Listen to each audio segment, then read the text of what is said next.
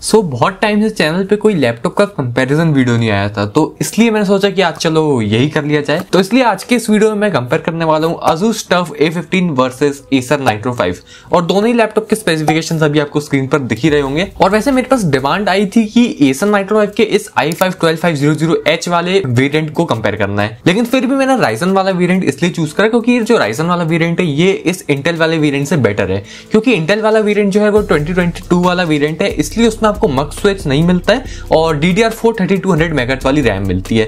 लेकिन ये Ryzen वाला 2023 वाला वेरिएंट है, इसलिए इसमें आपको मक स्विच भी मिलता है और DDR5 4800 मेगाहर्ट्ज वाली रैम मिलती है। तो इसलिए अगर आप दोनों ही वेरिएंट के बीच में कंफ्यूज हो तो सीधी सी बात है, Ryzen वाला वेरिएंट बेटर है। आपको अगर लेना है तो Ryzen वाला वेरिएंट ही लेना है Acer Nitro 5 का। वैसे अपने पिछले वाले कंपैरिजन वीडियोस में तो मैं बिल्कुल डिटेल में हर एक एस्पेक्ट कंपेयर करता था पूरे लैपटॉप्स के, लेकिन अपने इस वीडियो से मैंने कुछ कंपैरिजन के एस्पेक्ट्स कम रखे वीडियो में ताकि वीडियो शॉर्ट एंड सिंपल हो। तो अगर मैं कुछ भी मिस आउट कर जाऊं कोई भी इंफॉर्मेशन तो जरूर से आप वो कमेंट सेक्शन बता देना, अपने नेक्स्ट वीडियो से मैं वो सारी चीजें इंक्लूड कर लूंगा। सबसे पहले डिस्प्ले से स्टार्ट करें तो यहाँ पर दोनों ही लैपटॉप के डिस्प्ले का स्क्रीन साइज और रिफ्रेश रेट आपको दोनों ही लैपटॉप में सेम मिलता है, लेकिन यहाँ पर जो ब्राइटनेस है वो आपको Nitro 5 में थोड़ी ज्यादा मिलती है 300 निट्स की। और ऐसे कई जगह आपको Acer Nitro 5 की ब्राइटनेस 250 निट्स मेंशन मिलेगी, लेकिन अगर आप Nitro 5 के डिस्प्ले को किसी भी 250 निट्स वाले लैपटॉप के साथ कंपेयर करोगे तो Nitro का जो डिस्प्ले है ना वो थोड़ा सा ब्राइट लगता है। तो इसलिए यहाँ पर आई गेस की 300 निट्स की ब्राइटनेस ही Nitro 5 में होगी। साथ में ओवरऑल जो कलर्स है ना वो भी Nitro में थोड़े बेटर लगते हैं। अब वैसे तो 45% NTSC दोनों में ही है,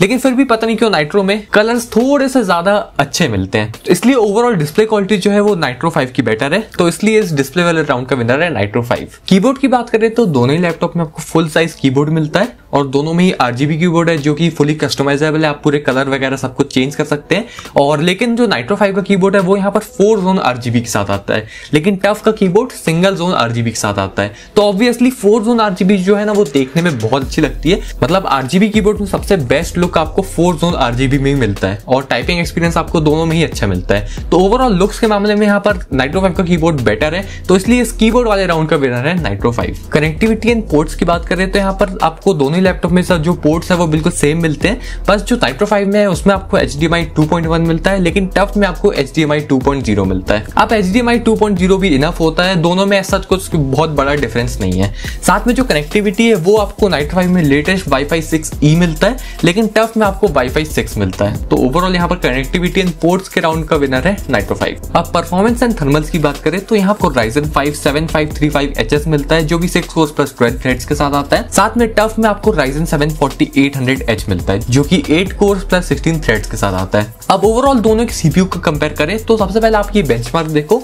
तो इसमें आपको दिखेगा कि जो सिंगल कोर परफॉर्मेंस है वो Nitro 5 की बेटर है, क्योंकि सिंगल कोर परफॉर्मेंस में आपके थ्रेड्स की परफॉर्मेंस काउंट नहीं होती है। तो अब क्योंकि Ryzen 5 7535HS बिल्कुल लेटेस्ट जनरेशन की CPU है तो इसका आर्किटेक्चर बेटर है और इसकी क्लॉक स्पीड भी थोड़ी ज्यादा है, इसलिए सिंगल कोर परफॉर्मेंस आपको इसमें ज्यादा मिल रही है। लेकिन Ryzen 7 4800H में आपको 2 एक्स्ट्रा कोर्स मिलते हैं और 4 एक्स्ट्रा थ्रेड्स भी मिलते हैं, इसलिए मल्टी कोर परफॉर्मेंस यहाँ पर Ryzen 7 4800H की बेटर है। तो बेंचमार्क बस आपको एक आइडिया देता है कि कौन सा CPU बेटर है। बाकी रियल वर्ल्ड सिनेरियो में कभी Nitro 5 का CPU बेटर परफॉर्म करेगा तो कभी TUF A15 का CPU बेटर परफॉर्म करेगा, लेकिन अगर आप ओवरऑल देखो तो यहाँ पर TUF A15 का CPU आपको बेटर परफॉर्मेंस देगा, क्योंकि रियल वर्ल्ड में आप मल्टी कोर परफॉर्मेंस का ज्यादा यूज होता है। साथ में GPU यहाँ पर दोनों ही लैपटॉप को सेम है, लेकिन Nitro 5 में आपको 95 वॉट की TGP मिलती है और वहीं TUF A15 में आपको 75 वॉट की TGP मिलती है। साथ में Nitro 5 में मक स्विच भी है और TUF A15 में मक स्विच नहीं है। साथ में रैम भी यहाँ पर Nitro 5 में बेटर है 4800 मेगाहर्ट्ज वाली, और SSD भी आपको Nitro 5 में बेटर मिलती है जनरेशन 4 वाली। तो इन सब चीजों की वजह से जो ओवरऑल गेमिंग परफॉर्मेंस है ना वो भी आपको Nitro 5 में थोड़ी बेटर मिलेगी as compare to TUF A15। साथ में जो थर्मल्स है वो आपको Nitro 5 में अच्छे थर्मल्स मिलते हैं, क्योंकि Nitro 5 के टेम्परेचर हाई भी नहीं जाते हैं और लैपटॉप थ्रॉटल भी नहीं करता है।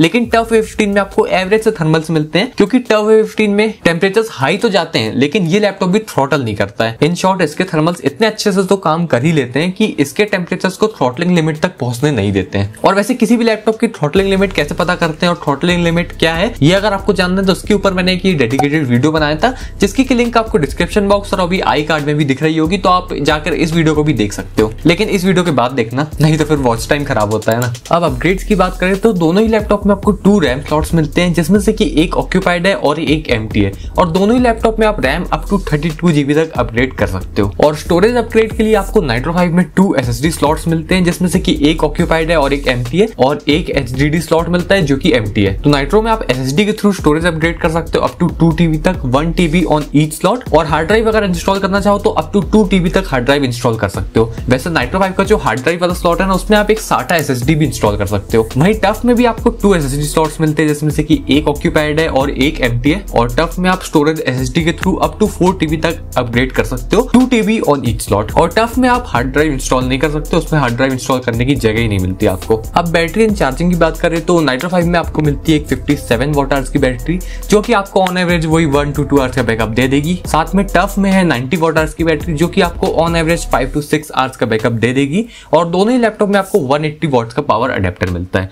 अब बैटरी बैकअप गेमिंग लैपटॉप की एक ऐसी चीज है कि ये चीज ना गेमिंग लैपटॉप में नॉर्मली अच्छी मिलती नहीं, मतलब बहुत रेयर ही ऐसा होता है कि आपको किसी गेमिंग लैपटॉप में अच्छा बैटरी बैकअप मिले। तो उन रेयर लैपटॉप्स में से एक लैपटॉप है ये टफ A15, क्योंकि इसमें आपको जो ये 5 to 6 आवर्स का बैटरी बैकअप मिल रहा है ना, ये एक बहुत ही अच्छी चीज है गेमिंग लैपटॉप के लिए, और ये चीज ना आपको नॉर्मली हर गेमिंग लैपटॉप में देखने को नहीं मिलती है। तो इसलिए इस बैटरी एंड चार्जिंग वाले राउंड का विनर है टफ A15। तो अब एट लास्ट कंक्लूजन पर आ जाते हैं। तो अभी तक तो आपको ये चीज बिल्कुल क्लियरली समझ में आ गई होगी कि इस कंपैरिजन का क्लियर विनर है नाइट्रो 5, क्योंकि आपने देखा होगा कि नाइट्रो 5 सभी एस्पेक्ट्स में टफ A15 से अच्छा है, बस एक एस्पेक्ट को छोड़कर, और वो है बैटरी बैकअप। तो इसी वजह से आप लोग में से बहुत लोगों ने डिसाइड कर लिया होगा कि आपको दोनों में से कौन सा लैपटॉप लेना है। लेकिन अभी भी अगर आप कंफ्यूज हो तो मैं आपको बिल्कुल एकदम क्लियर कट बताता हूँ।